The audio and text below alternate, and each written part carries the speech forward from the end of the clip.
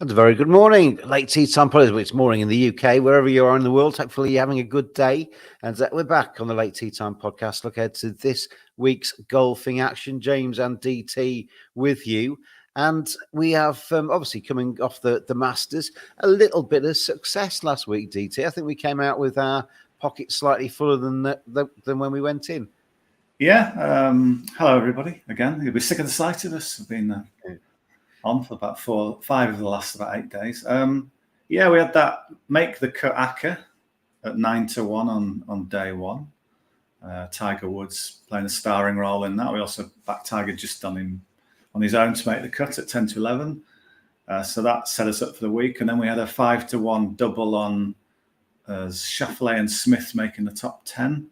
That was another in-play bet. We almost landed a biggie on the final day, didn't we? That was a shame. That was a 12-1 2-ball. It was going to land, and then Xander Schauffele messed up the final hole. Yeah, it wasn't too far overall, away. Overall, a nice profitable week. Yeah, and it kind of brings us on to this week nicely because I mean, we were with you all the way through the Masters, came in between rounds as well, obviously because it was a major, and as DT just said, it kind of shows the beauty of coming back in play at times as well because we picked up some winning bets as we went through, but. I feel like kind of you miss the Masters, you kind of take a big deep breath, exhale, because you've seen 4 days of tremendous golf at Augusta. And then you go again. And I'm thinking kind of the players have to do that, don't they? And obviously they get themselves up for a major and now they have to go again back into the kind of week to week. It's possibly quite a big psychological task, that, isn't it, to kind of reset and go? Yeah, especially for Scotty Scheffler, who's just won the Masters and probably just do with chilling out for a while. He's got a baby on the way at the end of the month, but he's lining up here. It's a signature event at the Heritage, so all the big guys have kind of packed their bags, made the 2.5-hour drive to South Carolina, and they go again. But yeah, it must be a bit tricky to get yourself up for it again. I'll go through the top end of the markets. We'll start with the RBC Heritage, and we'll also mention the Corrales Puntacana Championship as well before we leave you. But Scotty, who the aforementioned 9-2 favourite, always very short, but kind of carries you money with care, doesn't he, at the moment? Xander Schauffele 13-1. Rory is 14s. Ludwig Eggberg is in there at 14s. Patrick Cantlay 16-1. Colin, who did so well at the Masters, but just fell away, didn't he, in that final round, 20-1. Tommy Fleetwood, who played well, 20-1. Matt Fitzpatrick is 25s, and Max Homer 28s. The rest are bigger. Just on Rory before we get into the picks. I was kind of thinking this morning, actually, as you kind of trog around, you make your coffee, and you're thinking about golf. Rory at the moment, he's just a little bit off it, isn't he? He admitted it himself. His game wasn't quite there. Seems to me at the minute, DT, that Scotty Scheffler can win a tournament with his B game. Rory needs his A+ game to be right at the top of the leaderboard. Yeah, you just feel Rory's fighting something, whereas Scotty Scheffler's in this perfect kind of sweet spot where he's mentally very, very sort of tuned in, brilliant mental side to his game, has great perspective on it all, and kind of knows, the game's just coming easy to him. Keeps racking up these wins. Is that 3 in the last 4 he's won? Massive events as well, Players' Championship, the Masters. So yeah, at the moment it's no contest, is it? You'd be backing Scheffler all day against McIlroy. Best job in the world being Scotty Scheffler's agent, isn't it? Just kind of following the sunshine, watching him play golf, and picking up the cut. Yeah, I mean, there's a big feeling this week that he might not attend that. I mean, I was thinking, I saw it in a lot of previews that he might. His head won't be in this, and he'll probably pull out. And he's interviewed yesterday, Wednesday, and said, "Absolutely, I'm not pulling out." He says, "When I commit to something, he commits to something." So he's here, to play proper golf, not just sort of turn up and wave. And quite a few players said that about him. They've all sort of said what a great guy he is as well. and he's loyal. He'll never just sort of phone it in kind of thing. So yeah, I mean, I wouldn't be backing him this week because I think you do suffer some sort of mental letdown after a big win like that. But if he goes and wins again, you can't say, "Oh, really?" But, because he is so good. It's betting wise though, 9-2, albeit on a thoroughbred pedigree Scottish effort. 9-2 skinny, isn't it? Kind of where do we find the value, DT, in this market? Well, I've got a bit of a theme this week. It's about two major champions who have a bit of a point to prove, maybe not to the outside world, but maybe to themselves because they missed the cut at the Masters. So that's my line of thinking this week. So I'll start off with Brian Harman, the Open champion. Just before you go on, I was thinking that as well this morning. If you've missed the cut at the Masters, you're going to be disappointed, but you're not going to necessarily give it another 36 holes, go through all the mental stress of that. You got 2 more days to kind of recoup and recalibrate and maybe iron out a few flaws that you found at Augusta and maybe come back stronger this week. Yeah, we've seen players here before. Jordan Spieth missed the cut at the Masters one year and either he won. Yeah, I think he might have won this on the back of missing the cut at the Masters. And last year, he got to a playoff here after missing the cut at the Masters. So, yeah, I think it's a couple of reasons. One, you're trying to prove something. And B, you might have had 2 days off of less stress. So it's a valid policy. So to start with, Brian Harman, the Open champion. He's got a big backstory here because this is the first tournament he ever came to as a kid. He's from the area. And then he made his PGA Tour debut here. I think he was an amateur at the time. And that was 20 years ago. So that's the anniversary for him this year. He's got loads of family and friends that have come out. And obviously, it'll be his first start here as a major winner, as the Open champion. Yeah. Which puts a bit of a pep in his step. So he's got that nice story. He says, I love the golf course. It's always really, really comforting to be back here. So that's sort of nice and all good. But I think there's another factor at play. And the fact that he did miss the cut at the Masters where... I don't know if you saw it. I mean, so many stories going on there that you kind of maybe don't pick up on them all. But he shot a 47 on one of the 9s at Augusta on day one. A 47. I know it was tough, but that was pretty wow. We'd be delighted with that, but Brian Harman won't. Yeah. We'd 47 for 6 holes, but he shot it on 9, and it just seemed a bit weird. So he was asked about it in this press conference, and he just said, "Yeah, I lost patience, a couple of bad swings, and before you know it, it got away with you." But I think he was quite pleased. He came back to shoot par the next day. So it's not like he left Augusta with his mind in tatters and his game all over the place. He just had that sort of crazy 9. And I did like this quote. He said to me, usually after you struggle, especially for me, after I struggle for a week, I usually play pretty well the next week. It's because I kind of refocus and work again. So it's all sort of worthy words. But then I had a quick check at his recent record to see if he can walk the walk as well as talk the talk when it comes to that idea. And it's true. So 2022 Scottish Open, missed the cut. Next week goes to St Andrews and finishes 6th. It's a massive turnaround there. 2 events played in Scotland. Then also last year, he was 71st at the Wyndham Championship, which means he only almost finished last of those who scraped through the cut. So 71st, way, way down the field. Next week finishes 3rd at St Jude. And then last year, which is particularly relevant, he missed the cut at the Masters and then came in and was 7th. So, yeah, he does. It's clearly in his head that he's got this thing where once he misses the cut, it's not just like, that's bad, isn't it? He decides, right, I need to sort this out. Yeah. So this is his local tournament. He's got he's not here. He's not brilliant here all the time, but he's got 7th, 9th, 13th, outside the top 35 just once in the last 6 years. He was runner-up in the Players' Championship last month as well. So, I mean, that's against the absolute best field of the year. So I thought he was a good bet for this because I think we can ignore last week and focus on the other good stuff. You can get him at a range of prices, but I reckon the best one, if you want the places as well, 50-1, Brian Harman, 7 places with William Hill. Yeah, that's the one that'll go on to our late tea time podcast betting slip this time. So you got 2 players. Brian Harman 1, Who's Yeah, the other? just to finish up on Harman, also back in for round one leader. Okay. Because he was third after round one last year here, got off to a quick start. And then in 2021, he was eighth after round one. So he does make fast starts at this course in recent times. Okay, so Brian Harman, first round, Yeah. and to win the trophy, 2 bets there. Just going to scroll down and find out what price he is to be first round leader. About 45s you can get on Brian Harman to be first round leader after 18 holes. Okay. Yeah, so the other bet this week is another of the current Open champions, Wyndham Clark. So I was thinking about Wyndham. I actually I was because he's been playing well this season, and it was his first trip to Augusta. And although you see it on television, it doesn't prepare you, I don't think, for the actual challenge. And I was listening to the commentators when he was going around, and they were saying, yeah, maybe if he played this course a little bit more, he wouldn't have quite attacked the green in that place and all that kind of stuff. So I don't think he was playing badly. He just was maybe a bit of naivety around Augusta. It doesn't make him a bad player. It doesn't take away from the fact that he's in quite good form. Yeah.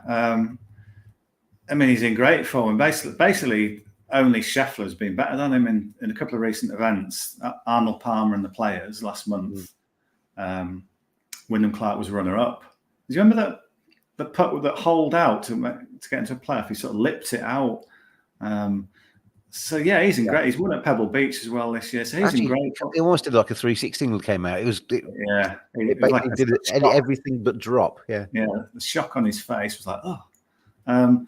But yeah, going through all of the player transcripts this week, his was the one that made me sort of think a bit when I hadn't really thought about him for this week. I mean, on a very basic level, he's the world number 5, and yet he's not 5th in the betting, is he? He's quite a long way down. 35 to 1 best price, but 30 to 1 is the price. I'm going to give you William Hill again. Yeah. So you think, well, hang on, the world number 5, why is he 35 to 1? Having finished second twice and won once already this season, which is way, way above just about everyone apart from Scheffler, isn't it, in the field? And I thought these quotes were interesting. He said, something that has bothered me is when people say the course is perfect for you. And I go to the tournament because, one, it puts expectations on me. And I feel like, okay, if I don't win, I'm not really doing very well. And then he said, the other thing that's bothered me is I feel like I've worked hard at my game to be able to play at any golf course. And so you come to a place like Harbour Town, and yes, it's not a bomber's course, but I would like to think my game is more refined than just being able to hit it far and then wedge it close and play the par 5s good. So he's a bit frustrated that people think, oh, this isn't the course for him. And he says, yeah, so courses like this one, Harbour Town, give me a little chip on my shoulder to try and go and prove that I can play any kind of golf course and I can be really accurate and hit it straight and do things like that.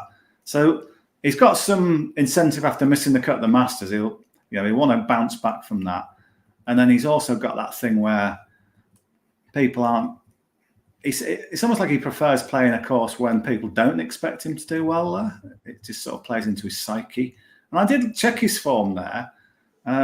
Okay, it doesn't leap off the page, but he's played there 5 times and he's made the cut every time. That's not bad. His best performance was last year when he was 29th. But it's kind of improved. It seems to be improving year on year as he is as a player. So you'd expect, this year to be his best effort. He shot 66 in round 3 the last 2 years, just stalling on the final day.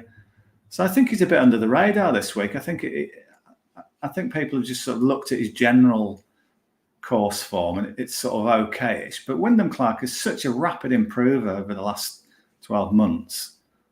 I think he could be written off a bit too easily. I was not surprised at his odds because I think it's based on there's others with obviously good course form and he hasn't quite got it. But if you've made the cut every year, you've got plenty of rounds under your belt. He knows what to do here. You haven't seen Full Swing the second season, have you? No, they actually asked him about that. I said, have you watched your episode? And he went, no, I hate watching myself on TV. I've already lived it. I don't need to watch it. But you're going to tell me what's on. It's a good one because he comes across as a really nice guy. His mum died when he was younger, and her kind of parting words to him was go out and go out and achieve kind of thing, go out and be a champion, blah, blah, blah, blah. And he's kind of lives that kind of almost doing it for her kind of attitude. But he was mentally frail, and he's employed a sports psychologist, got a lady that works with him. And she's really dug into him because he's got a lot of demons about losing his mum and various other things. And she's kind of pieced him together, patched him up, and made him a winner, basically. It's actually a really interesting episode because they compare him with Joel Darman, who has got kind of natural flair but has mental frailties, but refuses to go to a sports psychologist and put it right. Whereas Wyndham Clark has kind of effectively fessed up and had hours with this woman and has really kind of approached golf in a different way. So it's a really good episode. If you're interested in sports psychology, it's actually very interesting. Yeah, I really must watch that series. Yeah, maybe I'll do that today. But yeah, he's the world number 5, isn't he? On a very basic level, he's the world number 5. He's 35-1. Yeah, well, good player. So for the RBC Heritage, Brian Harman goes onto the betting slip, 50-1, 7 places, William Hill, and Wyndham Clark 30-1, 7 places with William Hill. Yeah. Is that everything for RBC?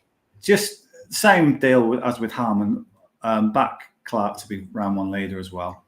Okay, so Wyndham Clark, first round leader too. Anyway, gives us a chance to say thank you very much to switchwatersupplier.com. They're our sponsors of the Late Tea Time podcast. If you're a business and you want to save money on your water bills, and who doesn't want to save money, this is how you can do it.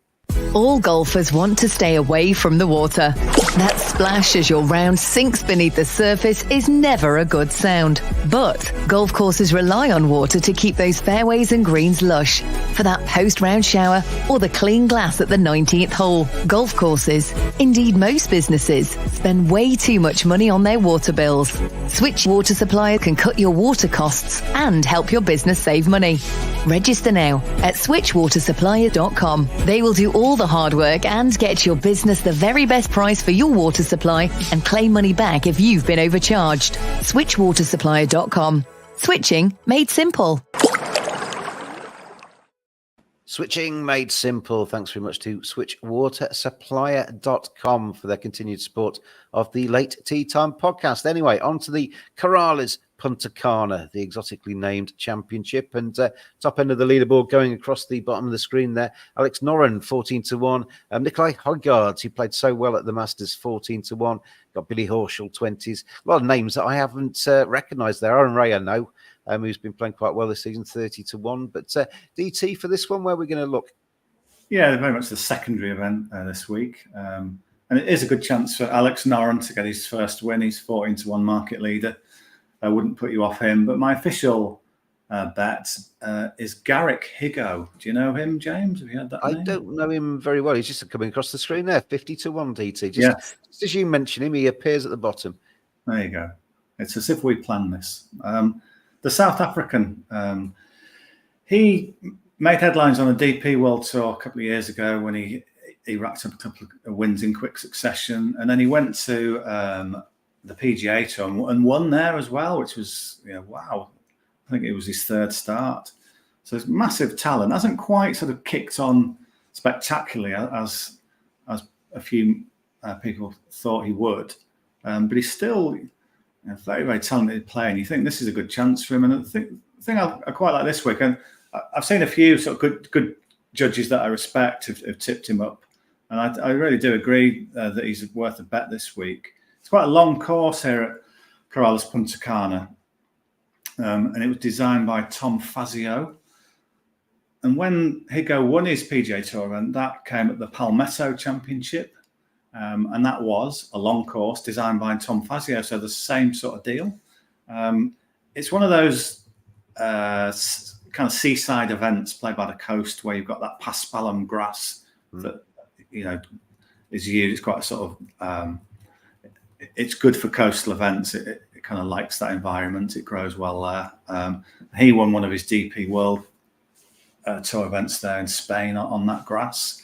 I just think if you look at this field, it's a lot of players who are looking to win for the first time or are trying to rekindle former days. And that's why it's a secondary event on the PGA Tour. But I think he's got one of the highest ceilings in the field. I mean, he's already won a PGA Tour event.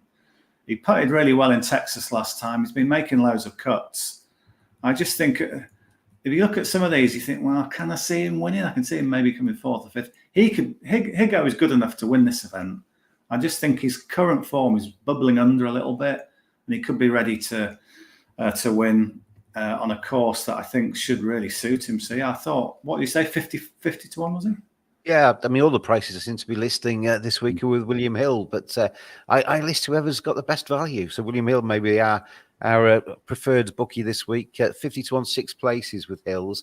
Obviously, these prices correct at the time that we say them. By the time you get to this podcast, they may have changed a little bit. So shop around. But yeah, 50 to 1, 6 places with Hills.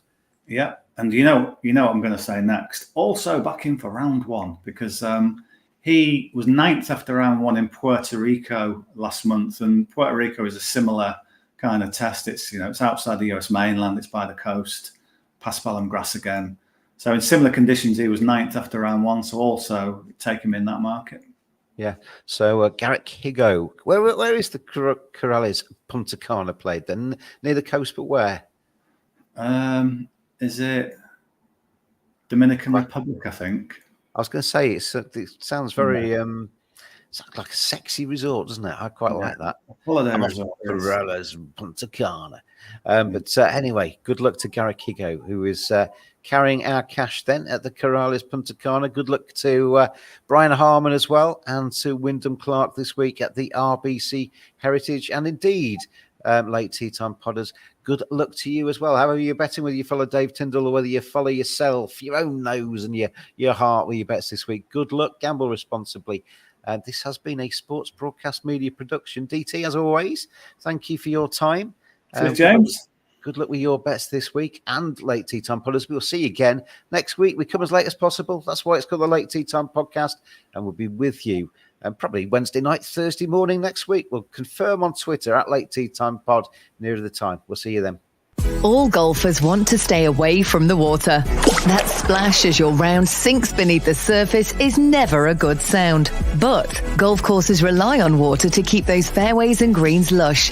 For that post-round shower or the clean glass at the 19th hole. Golf courses, indeed most businesses, spend way too much money on their water bills. Switch water supplier can cut your water costs and help your business save money.